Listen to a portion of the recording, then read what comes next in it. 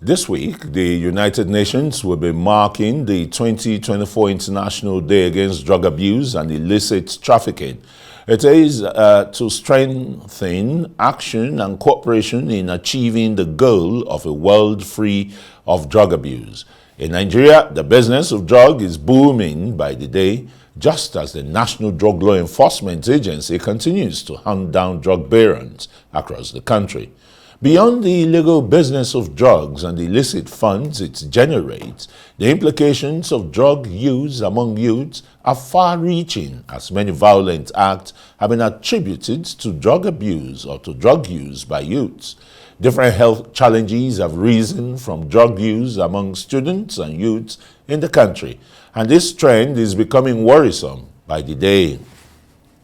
All right, we have in the studio Dr. Hope Omeiza. He is the Executive Director of Vanguard Against Drug Abuse Rehabilitation Center, an organization that's been working to rehabilitate drug addicts. Very warm welcome to Newsnight, and this is a very auspicious time, the annual United Nations Day of checks against drug abuse and its trafficking. How bad is the situation in Nigeria? Because everywhere we're surrounded by criminal elements. Only recently a group of armed robbers mauled down a retired brigadier general in his home in Nigeria's capital city here.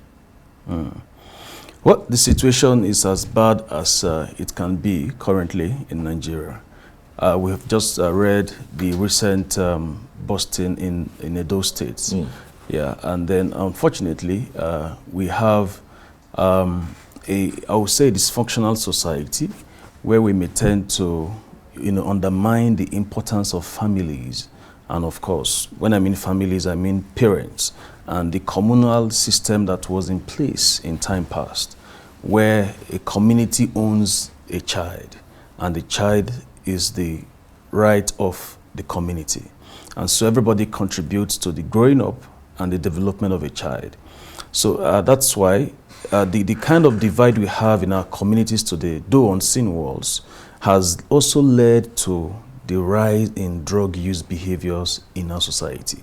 So it's not good enough if we cry every time and call on the government to intervene, when we leave aside our own responsibilities as families, as community members, towards the development of young individuals. Which is why we need to begin to direct interventions at the community level, not just speaking English on media and maybe doing roadworks everywhere on the streets. So tell me, you run an NGO, for example, a big stakeholder in this arena. What kind of interventions are stakeholders making? Yeah, okay, so I'll mention some of the things we've been doing in recent times. For example, in December, we partnered with the NDLA and we launched in 2 communities, Womba Village in Apo area, Abuja, and in Nyanya Bagalapi Extension in Nyanya.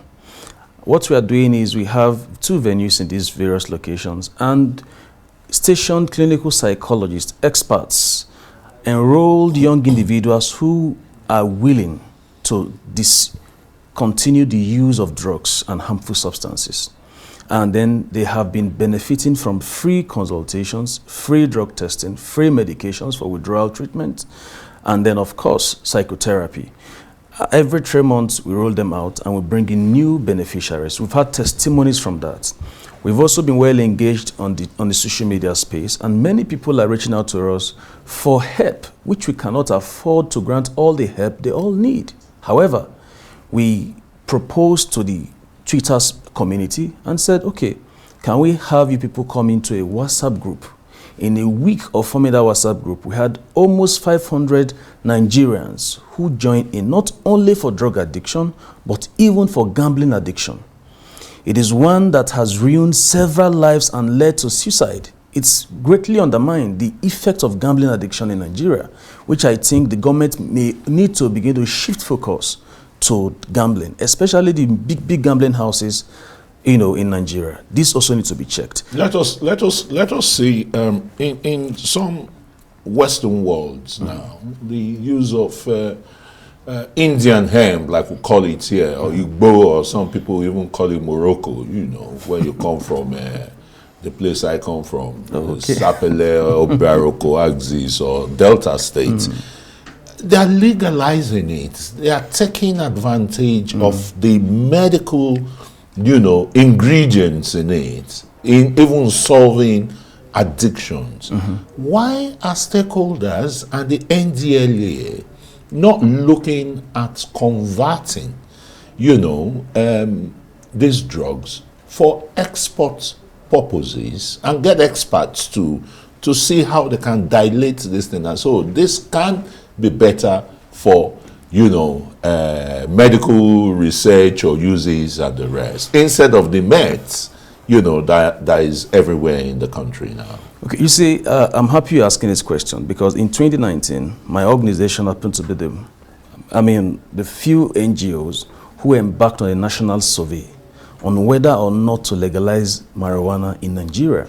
The late governor from those states, Governor Kredelu, absolutely was a huge partner to that research, and also helped in sponsoring a conference through my organization in Abuja. And we came up with this. Before the conference, I've had several interviews on the mainstream media to discuss whether or not we should legalize marijuana. And I've always stated it. It's not enough to legalize. Do we have Is it good to legalize first? No. Should it be legalized? I will speak on the opinion of Nigerians based on the research I carried out, my organization carried out. And the opinions of Nigerians is we shouldn't legalize. Now, speaking technically, it is not enough to legalize, but can we regulate? Some of the arguments are tramadol and other prescription medications are legalized for medical use. Why can't you also legalize marijuana for medical use? Not even the economic importance, because there's also a side to it that you shouldn't prevent people from getting the help they need by way of banning substances that will be effectual to their health needs. However, we already have an overload and overburden of tramadol abuse and other prescription medications, which we are not able to regulate. Do we as Nigerians who are currently facing a worse situation in terms of drug use disorder in Nigeria add more substances by way of legalizing? The mistake most black countries make, or most developing countries make, is that we look at the policies the Western countries are implementing and copy it. We don't go back to follow up on researches done to see the effect of those policies being made. So if we just copy... If they are really working. Yes, if we just copy Canada, or we just copy some states in the US that have legalized, and then we say, let's legalize marijuana, have we also gone back to realize that they have seen worse cases of drug use disorders in their young people in those states? So these are the things we need to bring together. Again, other arguments for economic importance regards this. In some big supermarkets, you see, and even small supermarkets, you see certain materials with active ingredients of marijuana, which is the case people are making. Why not even convert them to manufacturing industries and the rest of the things? But then the truth is this. We need to also argue it is individuals, human beings, who will handle these substances you are trying to convert to this. So what are the chances that they won't be going off the purpose for manufacturing, off the purpose for medical use? So this we must discuss. We need a very strong regulatory agency to deal with that. And one will want to agree with you. With the spate of insecurity, legalizing marijuana again for those terrorists and bandits to get hold of, with the abuse of tramadol, it would portend a very, very chaos situation in the country. Now, solutions.